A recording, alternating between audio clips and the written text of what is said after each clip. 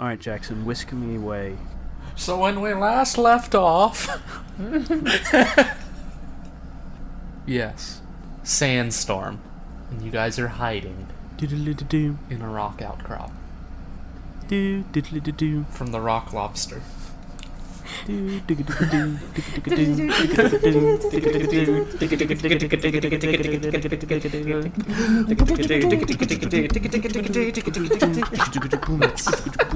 the tune. Anyways. That's the tune Bibanice is humming. Yeah. Benice is humming a chill Darude sandstorm. In this wailing, moaning sandstorm. Yeah. Hello, friends. My name is Jacob Collins, and you're listening to the Sins of the Father podcast.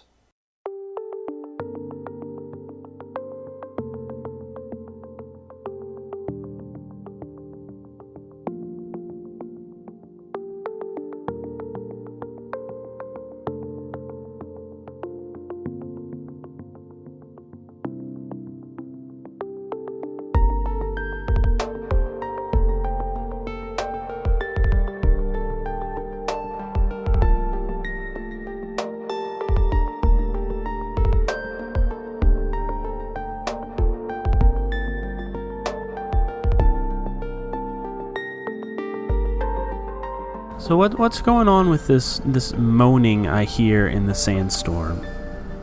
As I described it, it sounds like it is being carried by the wind itself, and is almost like mixed into the whistling of the wind as it's whipping around the rocks. Just like voices being carried around. How are these rocks situated? Like, are we in a cave that goes further back, or are they disconnected and we're like sheltering in between them?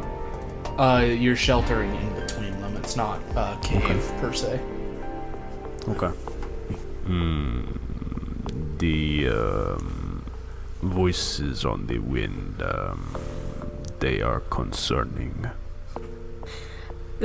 Zephan is not even paying attention to any voices on the wind. He is spitting sand out of his mouth, trying to get it out of his eyes, and like shaking his hair and his clothes and his little covering, and he's just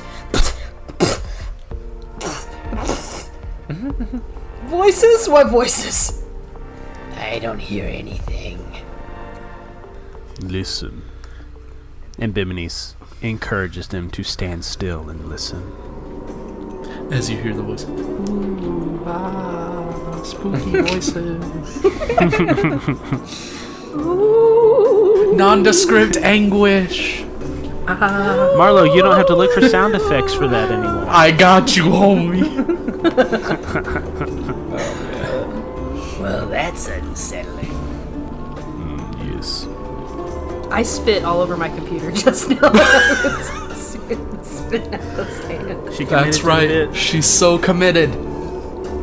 Zephan's listening to the voices on the wind, trying to blow his nose and get the sand out of it. What kind of something would make that kind of noise and would carry on the wind like that? I have no idea what I was. You saying you want to roll something? Arcana? Bibanice, have you...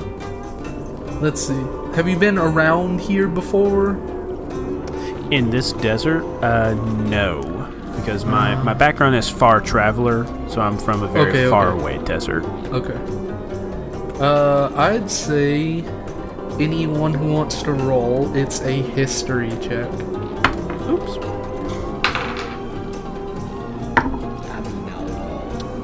That's not bad, that's not bad. Nope. I got a 17. I rolled a 15. 3. So Zephan and Bibanice, it's more of just like a common story or superstition shared amongst towns and whatnot that are located near deserts, that the cries of those that were lost in the desert and never heard from again are still carried on the wind from all that have perished. But you've never actually experienced it before.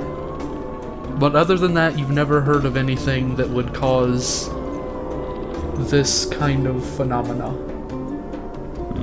There are stories of voices carried on the wind after their bodies have faded away to dust.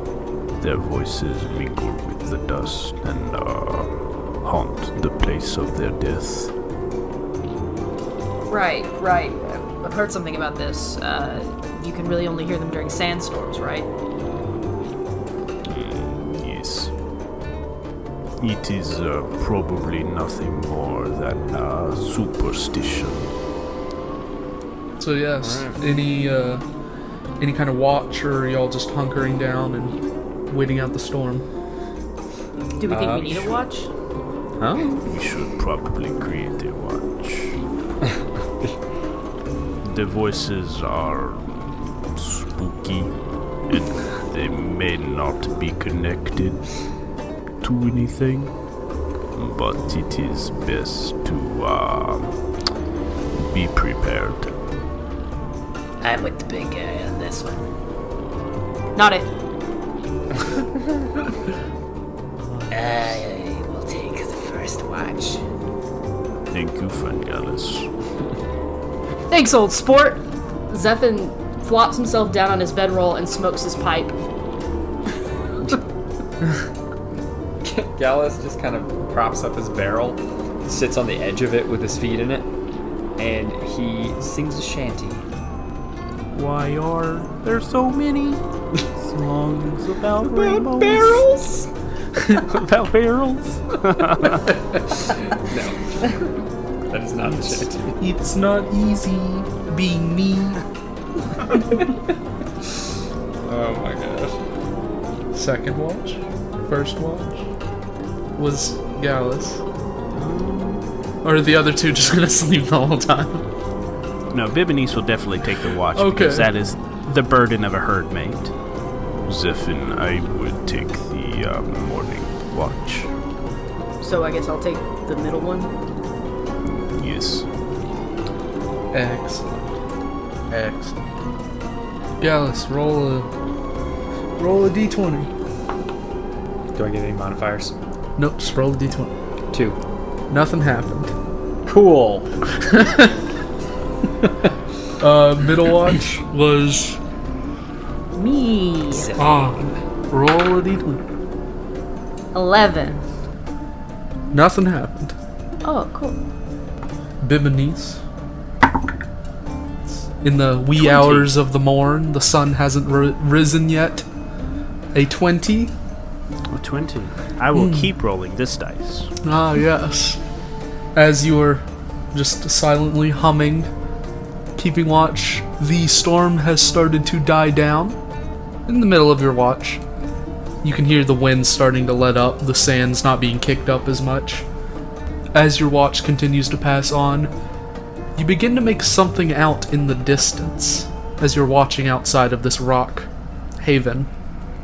Something very large and in the distance, but you can't quite make out what it is. Is it getting closer or is it stagnant? It is stagnant. It is not moving, whatever it may be. Bibanice, do you have dark vision? I don't think that I do. Yeah, I don't believe you do. No, I do not. But I do have advantage on wisdom, perception, wisdom, survival, and intelligence investigation that involves smell because of my schnoz. Because of your nice schnoz. Alright. So another hour passes on your watch, and the storm has all but died down. But you can still make out that shape. Same distance, whatever it is, has not moved. As the storm is being pushed away from you, you can begin to see in the desert, the moon is shining bright. You see silhouetted as the moon sweeps across it what looks to be a large pyramid. And you're kind of confused because it was not there when y'all first entered this rock outcropping for shelter. There was no buildings around you.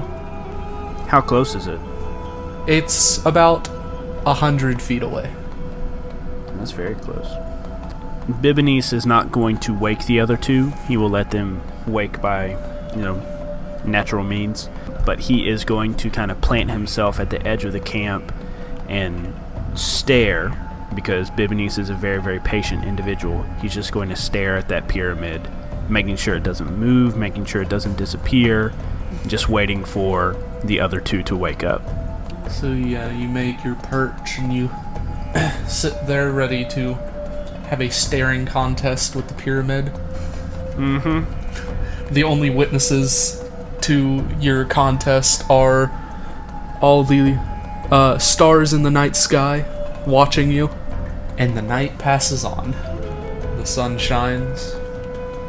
Bibonese still just staring away as Gallus and Zephin, you wake up, still alive.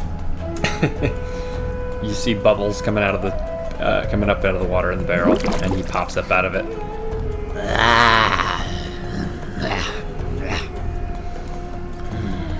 You're still here, Bibonese?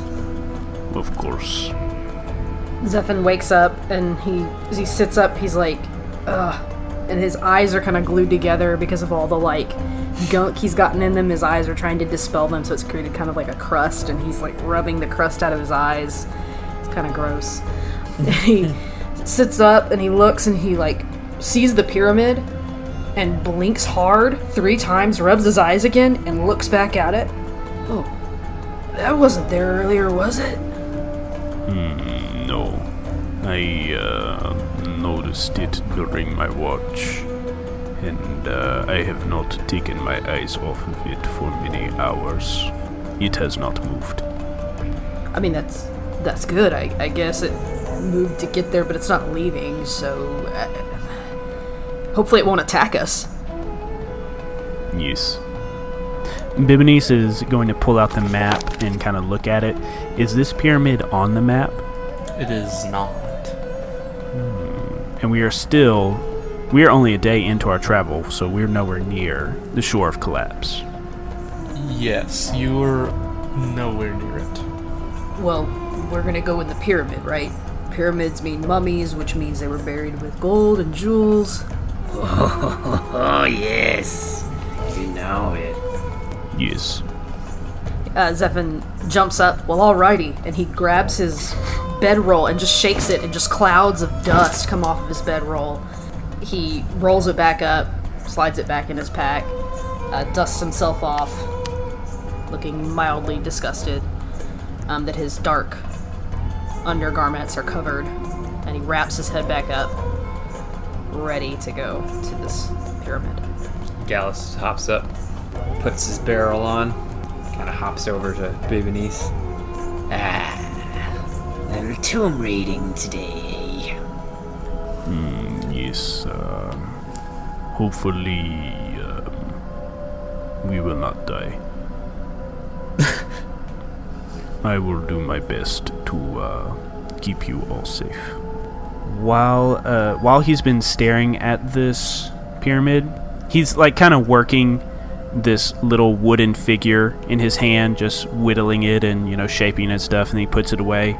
And he's going to touch his armor and cast Blessing of the Forge, which is once per long rest. I can imbue magic into an item and give it a +1 to AC or attack and damage rolls.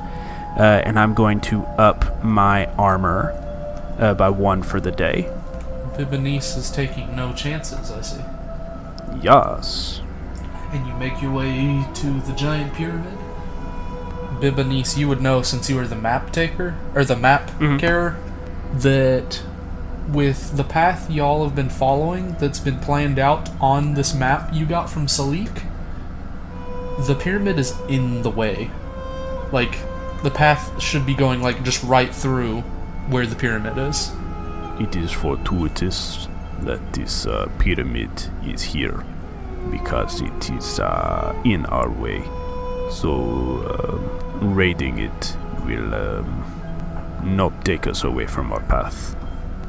True. Well, fortuitous indeed. Let's just get on with it. Yes. Make your way, walking to the ominous pyramid. that mysteriously appeared. As you approach it, you can see there are, much like with most pyramids, large statues set on either side of where the entrance to it should be that look to have crumbled away with age and just been worn by the dust and sand being kicked up. So you see one of them that is still mostly standing. It's very humanoid in shape, but all features across its face have been just sanded away to just being blank. Spooky. As you're stepping closer to the main gate, you almost feel like you were being watched by something. Zephin's looking around, trying to figure out what's giving him that sensation. Perception check. 5. You do not find anything out of the ordinary looking around. Doesn't seem to be anything in your surroundings. Anybody else get the feeling they're being watched? Yes. Gallus has no idea. He's just been hopping towards the pyramid. He's excited to get in there and start plundering.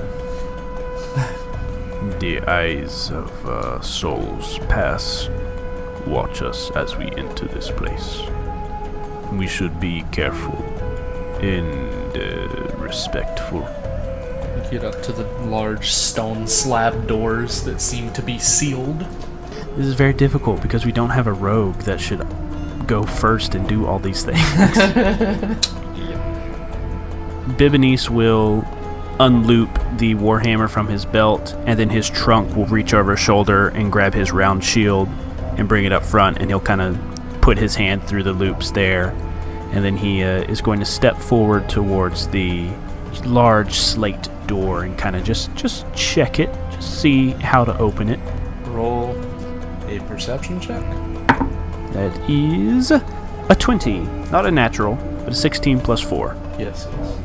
You do not, upon closer inspection, see any traps or things with the intent to harm in your immediate vicinity around the door.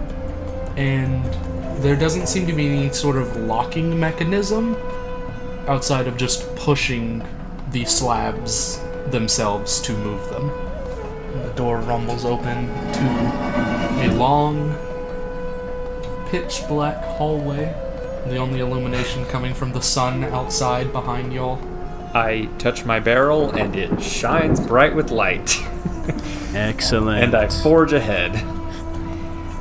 I was gonna say I have like advanced dark vision or whatever, but Yeah. I'm outside in the light, looking into the dark, so I think that's Bibanice will step into the pyramid. You step into the very small hallway.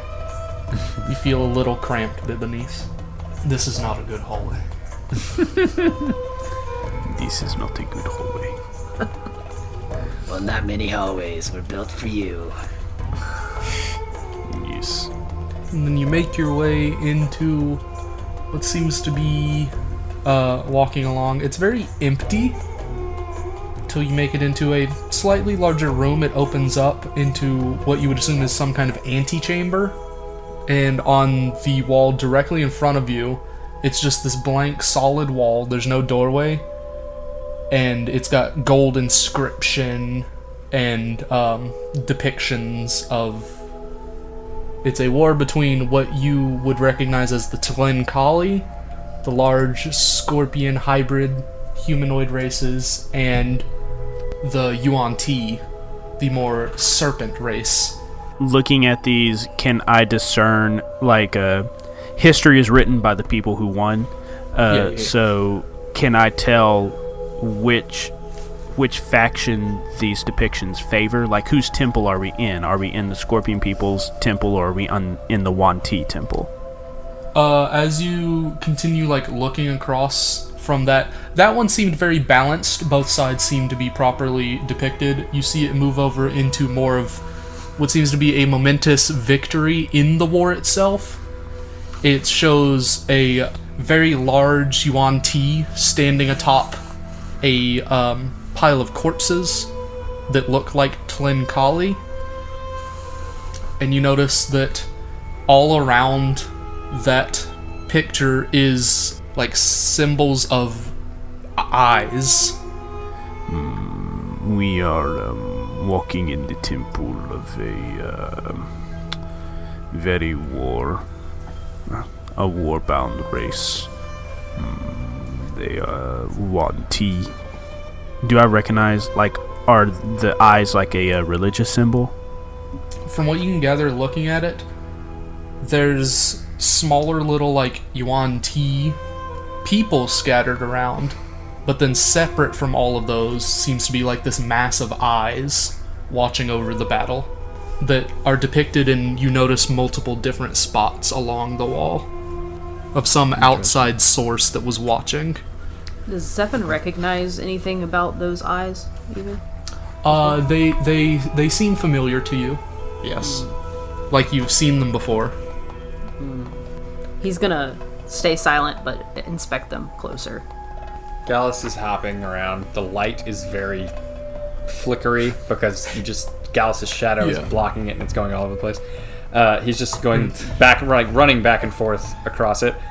But where is the treasure? Where does it say the treasure is? Friend Gallus, stay close and do not run so much.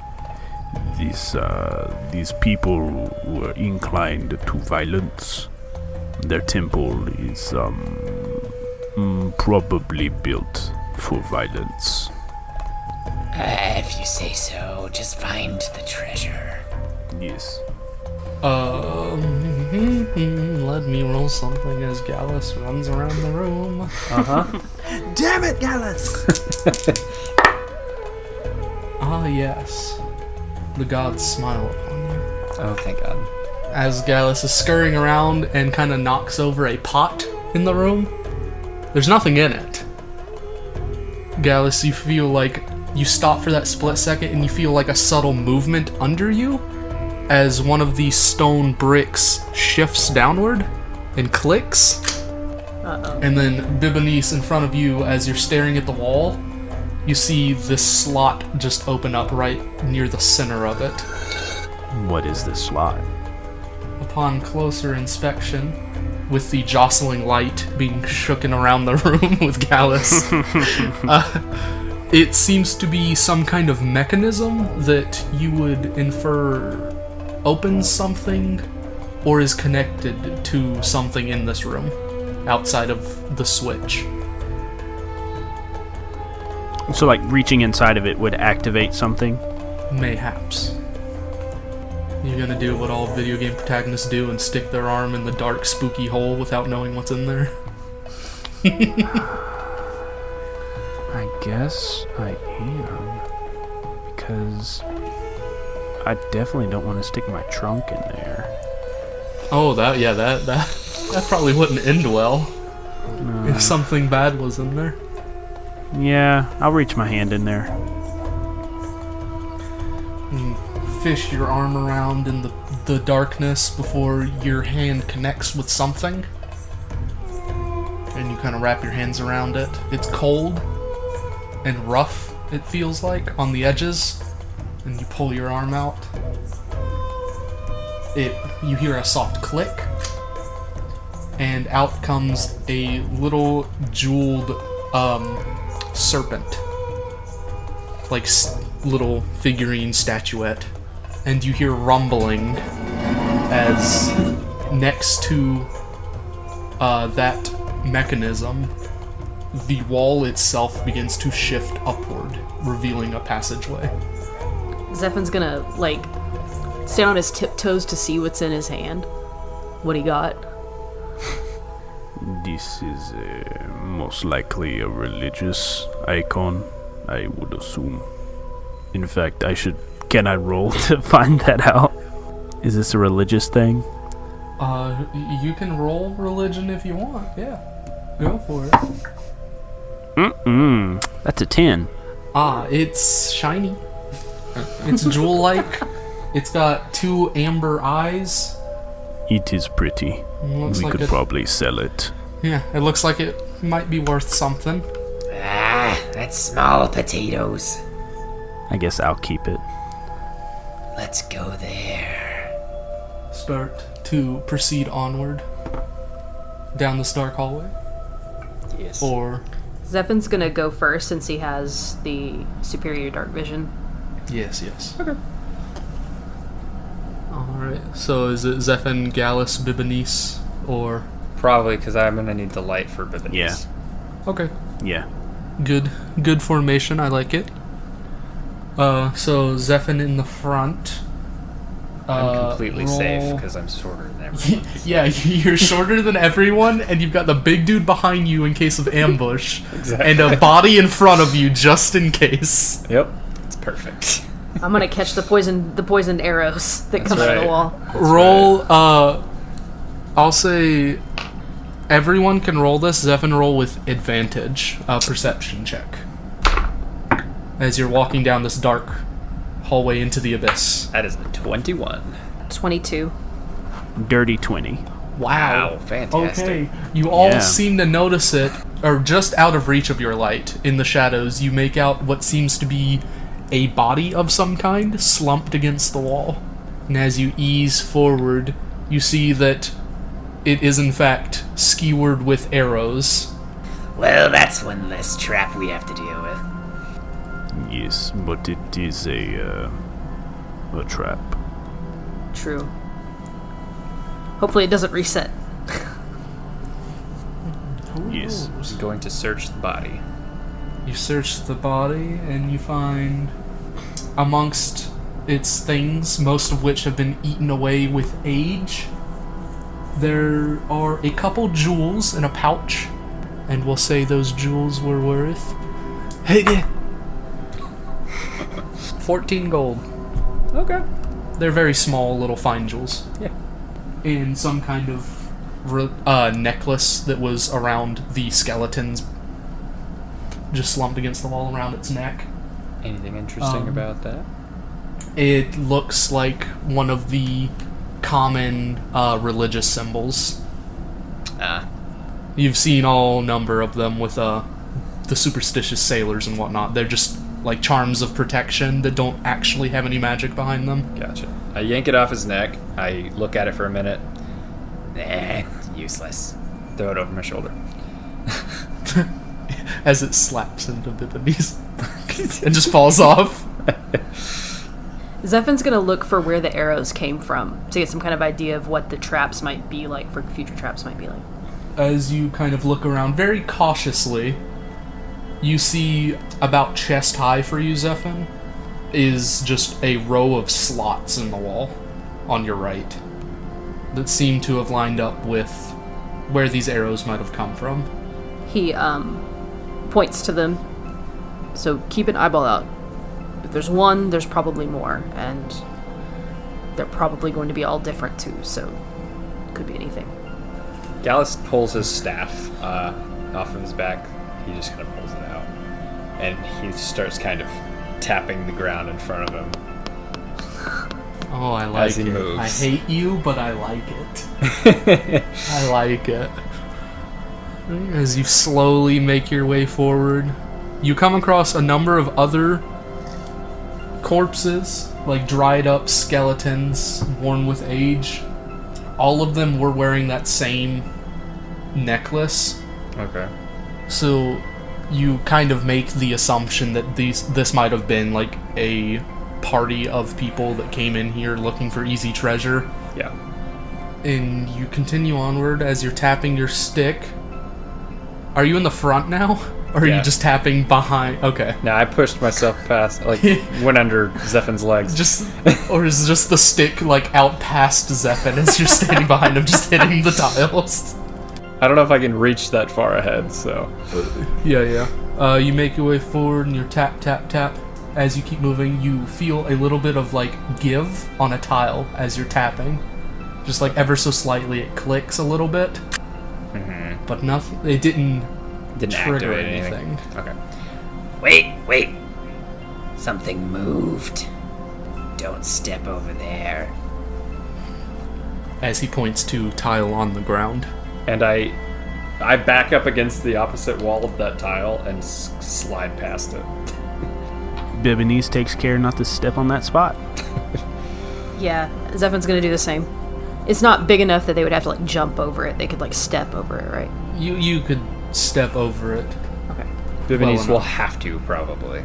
Yeah, yeah.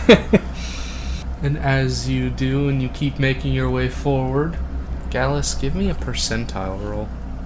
A percentile roll? Oh god. Yeah. Why am I Hey, scared? you might not slap every tile that might trigger a trap. No, I know. You gotta. Do I want I gotta high or leave it low? up. Oh, do you? Because I don't know at this point. Or do I? I got 44%. I hate you. As you tap another tile and it slightly gives. Same thing. You all move over it. Yep.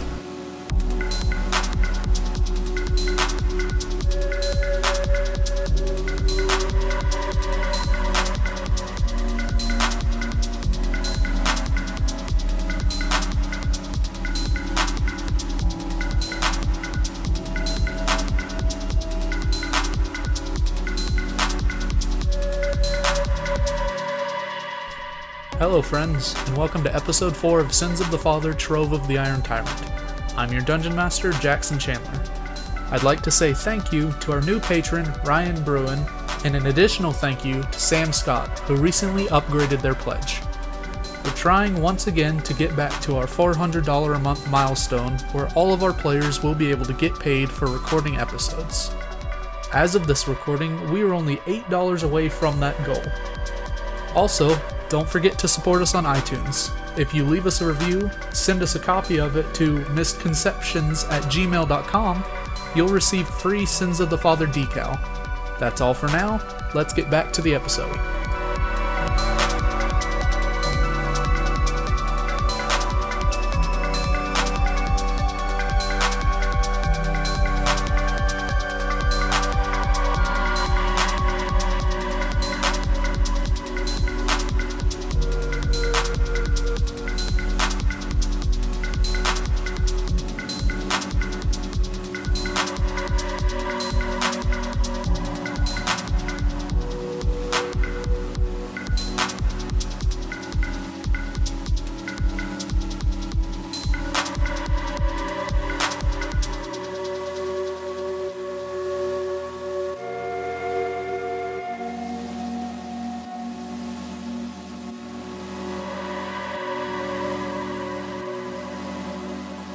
And as you're doing this, Gallus, out of the corner of your eye with your light, you see there's a little alcove in the wall.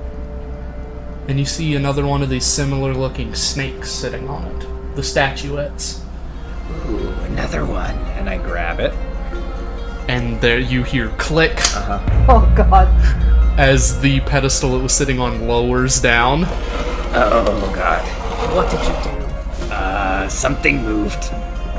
Bibonese, you're in the back, right? Yes. Actually, this doesn't matter. Everyone give me a perception test. Bibonese, you get advantage on this because it is smelling based. 22. Awesome. 5. That is good because that took my 9 to a 21. So you don't notice it, Zephin, but the other two of you, that just dusty acrid smell that this pyramid has been filled with, you start to get the hint of rot in the air itself.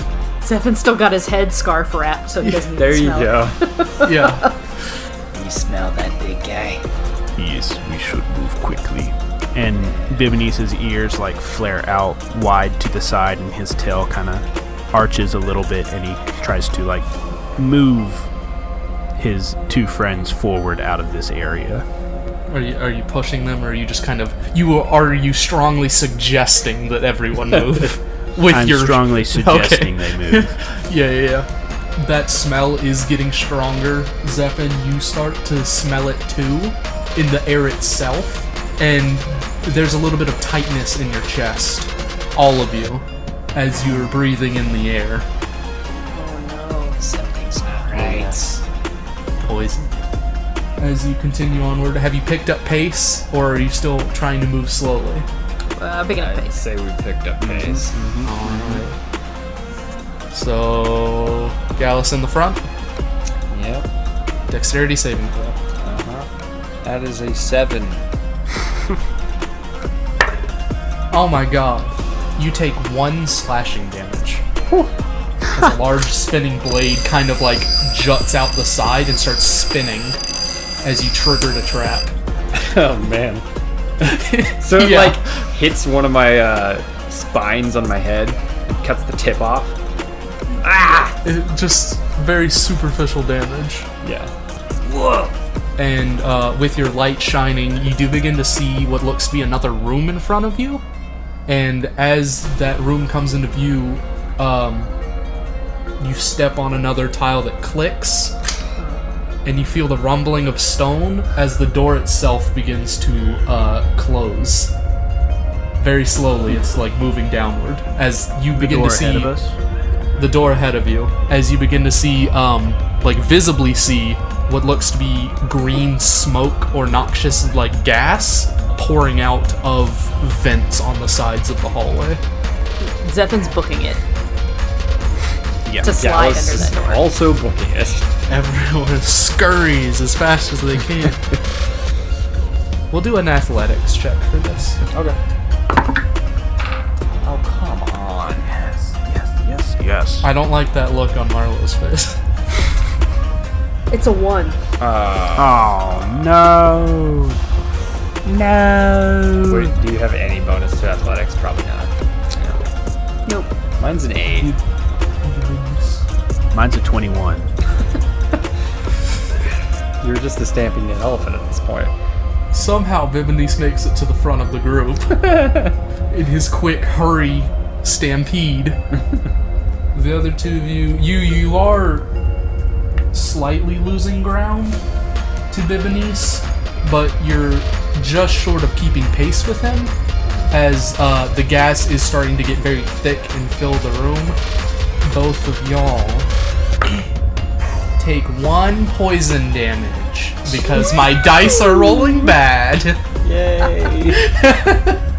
As you all hurry, and Bibonese, you've made it to the doorway. The other two are shortly behind you, as it is still continuing to close. Will they make it there before it closes? As it stands right now, you would have to stoop to get under it, but depending on their next roll, they might get there in time, or you might have to help. You might have to snatch one of them and throw them under it. I guess I will. Bibonese is kind of standing on the other side of the door, stamping his feet, his ears flared out to either side, and he's like swinging his trunk back and forth, very nervous. And I would like to hold my action to grab, if whoever needs to be grabbed and flung to this side of the door if they can't make it in time. Yeah. Okay. So Bibonese is in the clear. Zephin and Gallus, give me another athletics check. 19. Zephin comes zooming past you without even slowing down, just whoop right into the room. I got a 1 plus 5, so 6. Gallus is running as fast as he can, and you see him stumble for a second as he coughs from the gas filling his lungs. And the door is closing rapidly. Your window is quickly shutting to get through. So I imagine Zephin as he's running, he's having to stoop to get under it. So by this point, it's low enough that he does like a slide type thing, not a total like baseball onto the base slide, but slides underneath, grabs his quarterstaff and kind of like tries to jam it up under the door to give them more time. Yeah. So you just do that, and you see it bend as the pressure is starting to push down on it, but it seems to have slowed ever so slightly. Gallus, you are in range of the door. How far am I from the door? Yeah. Gallus is like just right there at the edge of it as it is getting to that like danger. He might not make it. Okay. Then Bibonese like ducks back underneath the door, like his head hitting against the door, not even caring, and he is going to grab Gallus and like throw him and then charge through to the other side of the door. As you do that, you sling Gallus in. You hear the snap of the wood as the quarterstaff's broken as the door slams shut with force. Oh man. And water has spilled everywhere from the barrel. Gallus's open barrel of salt water. Friend Gallus, please be careful.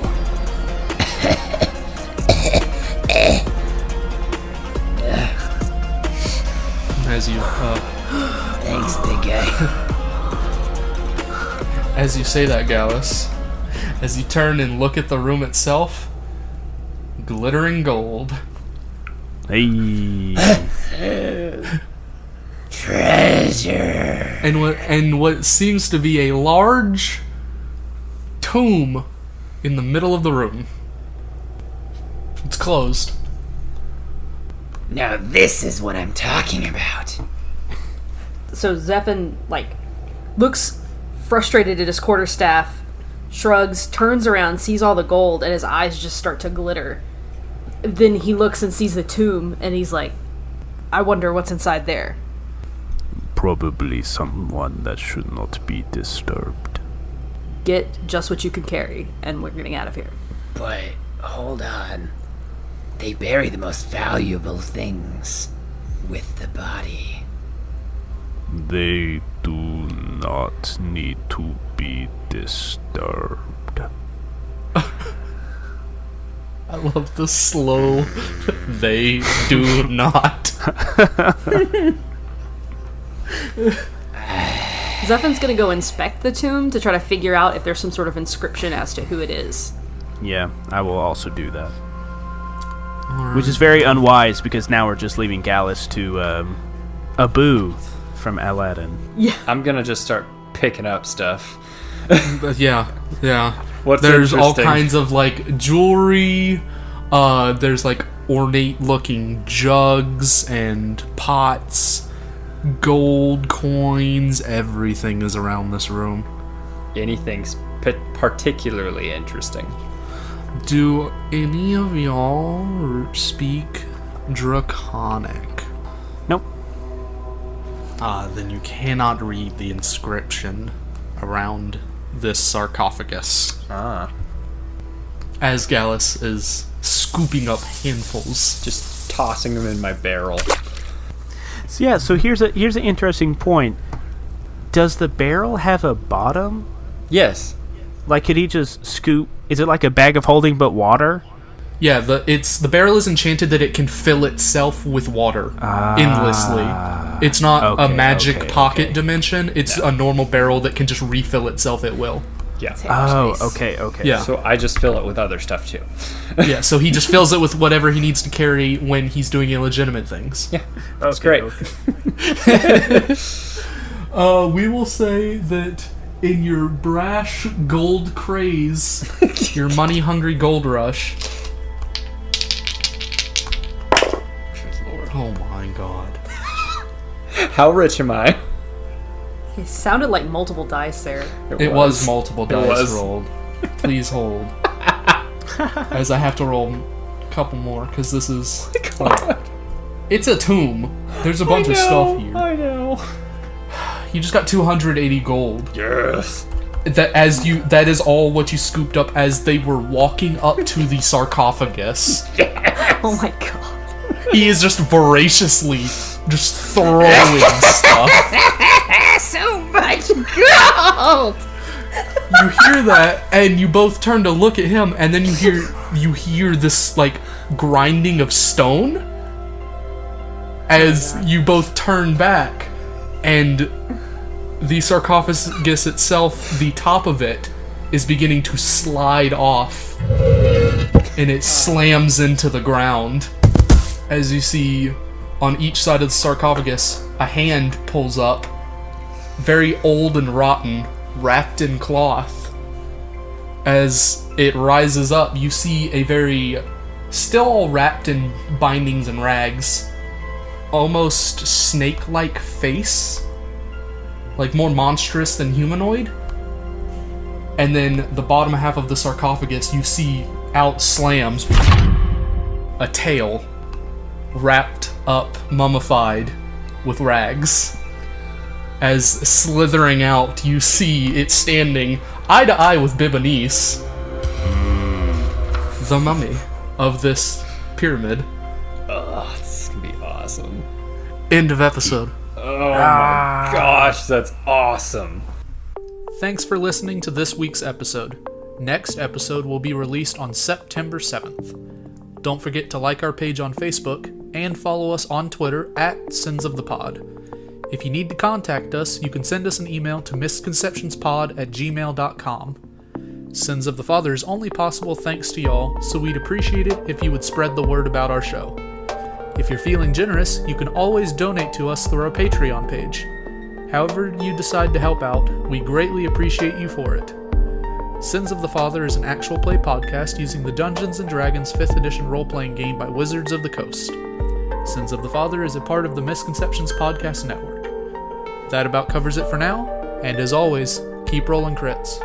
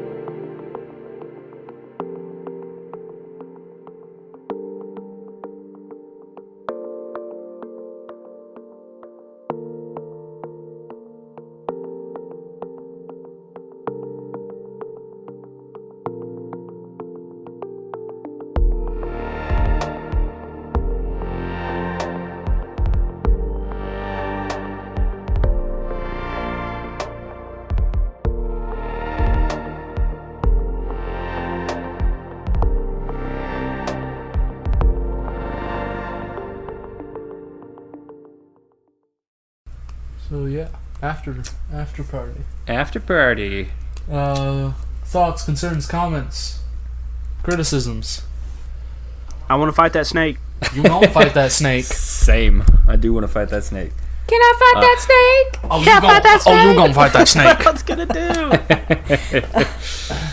Oh man. Can I fight that snake? I'm so excited. This was awesome. These were some good episodes. Yeah. Those are Yeah. good. I'm gonna have trouble leaving these characters behind, I think. Who says we have to? We don't have to.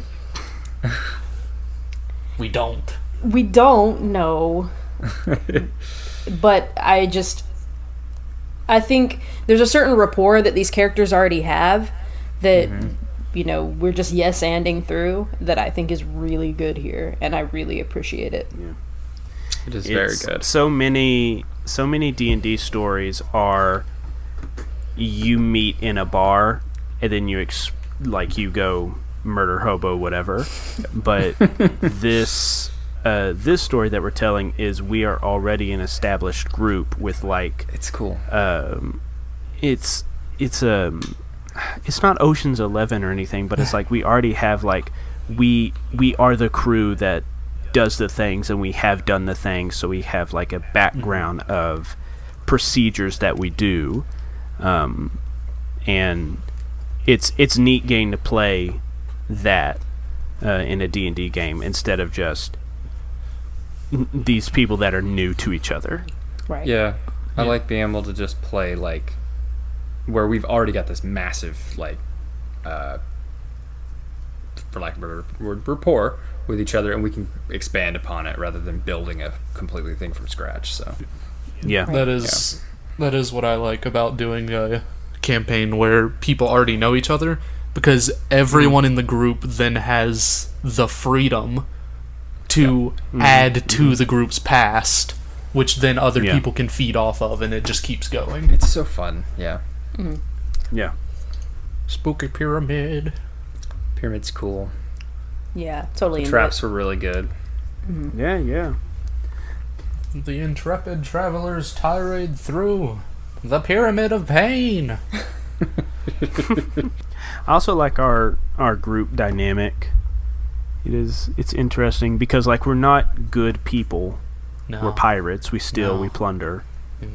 So like even though Bibonese like paid for his map and didn't steal the camel, like he also didn't chastise Gallus for stealing all those gems, because it's like, we'll use that to pay for food and stuff. It's like he's a man of principle, but his principle is not necessarily like do the lawful thing here. Mm-hmm. He sticks to his herd. Mm-hmm. Yeah. Yep.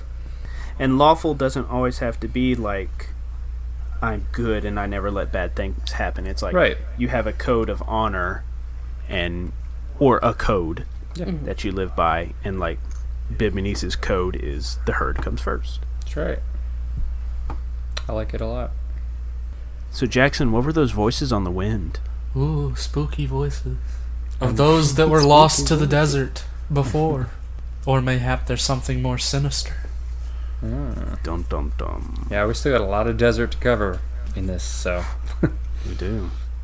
Yeah, so Jackson, you were going to throw us in quicksand. What are the what are the mechanics for quicksand in D&D? I've never encountered quicksand. It's a hazard. Yeah. Where I just have a DC set and like strength to get out of it. And the more you get pulled into it, the harder it is to get yourself out without using some kind of leverage or anything. Or someone else assisting. That kind of stuff. It was just going to be a minor inconvenience. Yeah. It was almost a giant antlion. That's what I thought really, you were trying to really do. would love an antlion. And then I was kind of thinking, well, if one of them gets stuck, you know, there's that moment of they get pulled out of it, and it's like, the momentum, you know, like Bibonese pulls Gallus out of the sand, and they both tumble down the sand dune into the giant antlion pit. Yeah. It would have just like snowballed. That would have been cool, actually. I legitimately thought that it was a giant antlion. Yeah. Like I had everything ready for like giant antlion. I was like, let's see how they interact with quicksand first, though. They completely ignored it. Excellent. Let's just not go there. If it was natural 20. If it was less than 15 feet across, I was going to blast myself across. That is something we discussed. We discussed that Gallus can human cannonball with his out of the barrel. water. I can use the geyser to blast myself forward. I lose. Oh, like you can shoot yourself out of your out of your barrel? It's when he does the geyser God. thing. It's gonna be hilarious. Yeah, geyser it pushes something 15 feet if it weighs less than 200 pounds. Yeah. So he could just jump into the barrel and shoot himself. Donkey Kong style. Yes. We're trying to break into this like crime lord's fortress, and so Bibonese holds the barrel, and then Gallus shoots himself out of it over the over the wall. If he misaims, it's that just he slaps into the wall with that squish and just like sticks to the wall. Yes. Just Yes. Amazing. Yeah. Gallus has been a lot of fun, and I'm excited to try new things with him. So. Fish are friends, not food. Fish are friends, not food. I thought Bibonese was gonna say that for a second Yeah, fish is for... earlier in the episode. Yeah. Would have been good. Didn't want to be friends with the vulture, Gallus? I probably wouldn't. You didn't want to be friends with Salik?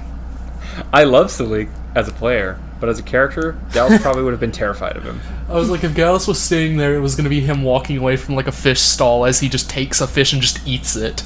No, I kind of hope we see more of Salik. Salik's cool. He's able to hold himself. He does explore the deserts and stuff and chart maps. It'd be fun if he showed up in the main campaign, like exploring another region. Oh, yeah.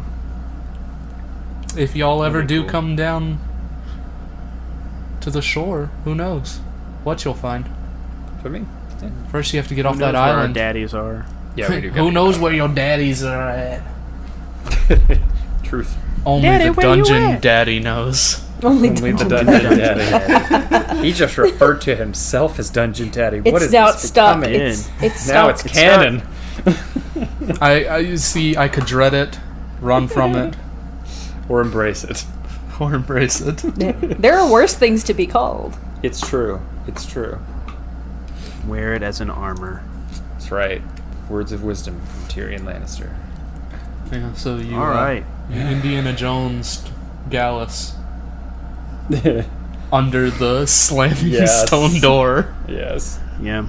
I was trying to think what would be cooler if I should like prop myself up underneath him and like hold it up. That's what I was if should thinking, grab too. him and Be the pull him super through. strong man. I thought that's what you were gonna Yeah. do. I did honestly. too, honestly, for a minute. You should have grabbed me with I your thought trunk. about it. Yeah. But it was still very cool. It's great. Yeah, don't you tell me how to save your life. Sorry. You didn't save my life, you ruined my death. Yeah, you avoided like guillotines, saw blades, a pit trap. Jeez. There's all kinds of stuff in the hallway of the pyramid leading up to a sarcophagus. Go Gallus, tapping stuff with a Go stick. Gallus, tapping with a stick. Gallus's quarterstaff for MVP. Yes, definitely.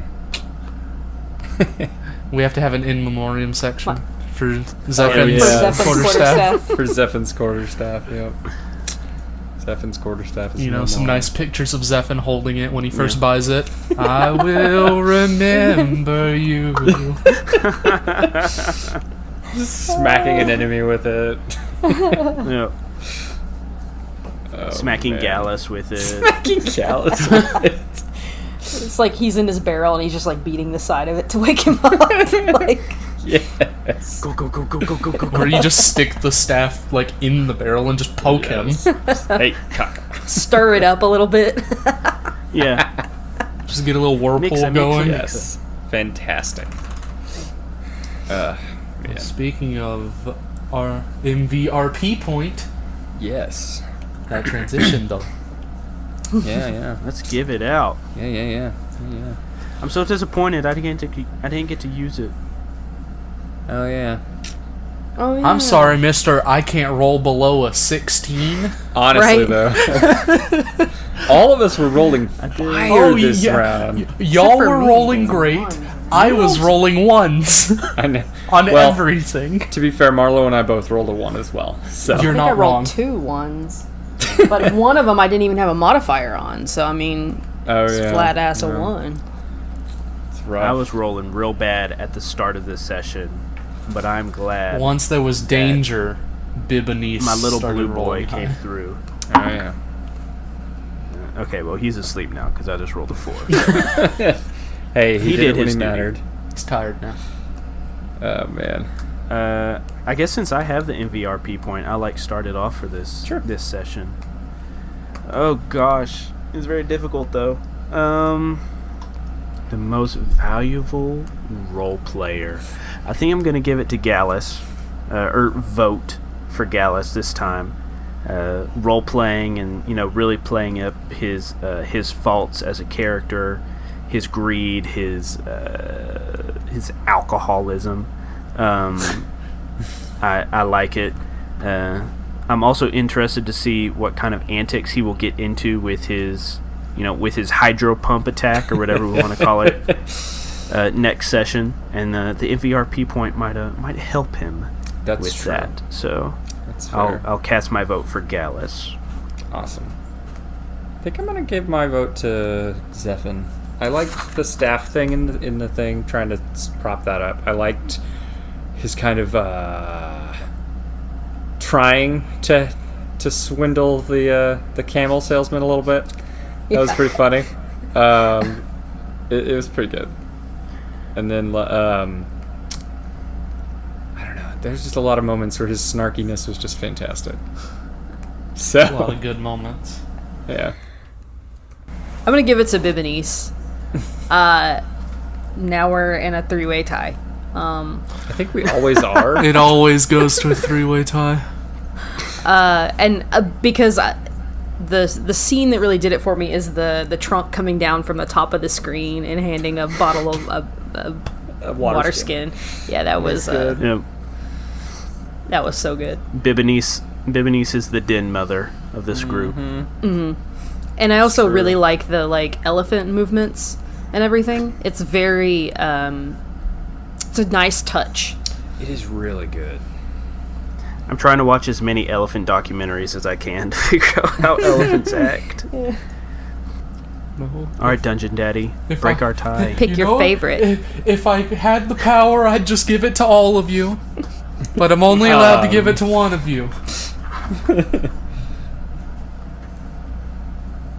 I have to, after robbing the jewelry people, almost stealing a camel, and then just thwarting an entire hallway of traps, I have to give it to Gallus. That's true. That's true. I have to. Oh man. Well deserved. I think these votes are always really tough for us, just because. So are. Yeah. There's so many good moments from everyone. That's the problem. Right. Yep. Yeah. We're good at really sharing the spotlight, and That's true. it's only good that we share the spotlight because we also play with very good role players. So, like, if we gave a spotlight to somebody who's a dud, it would be kind of a waste. Right. But giving the spotlight to any one of our players is... we win! Yeah. Because we're all good. Yeah. Yeah. And what I like is, even if it's been handed to somebody and they're just like, I don't know what to do here, we usually have good suggestions or good like steps, and then we kind of go with it. So Yeah, we the do. listeners don't always know that, because I always put the best cut in. But that's the thing I love too, is we're willing to help each other out and listen to suggestions and stuff too. So Yeah. Except me. Jackson never listens to our suggestions. Never. That's why I ever. don't think he's going to actually let us fight this Wanty mummy. Nope, you're all dead. You don't know it yet. We just don't know it. That's the twist. We were always dead. Well, that was a good episode. There were a good 2 episodes. yeah. was very good at 2 episodes. I realize I've been off my mic for a lot of this. God Fantastic. damn it, David. I'm so sorry. I'm so sorry. That'll be Compress my audio. compression. Any final words, Jackson? Dungeon Daddy? Oh yes, my dungeon children. Almost makes it weirder. Yeah. Now I'm uncomfortable. We're the children he keeps in the dungeon. That's the worst part. God. I've never known life outside of the dungeon. Oh my god. Good. Let's keep it that way. Please, Dungeon Daddy, can I have some more gruel? More gruel? I have some more. My best friend is a skeleton that Dungeon Daddy threw down in this dungeon. His name is Harold. Spelled A-R-R-O-L-D. Aye, that's right. You be nice to Harold. All that's left of him is his head, because we sucked the marrow out of the rest of the bones. It's the only nutrition we've had in months. It's true. Oh my god. Alright. All right, I'm gonna. I think we're probably done. What a bit. We'll just leave it on that. What a bit.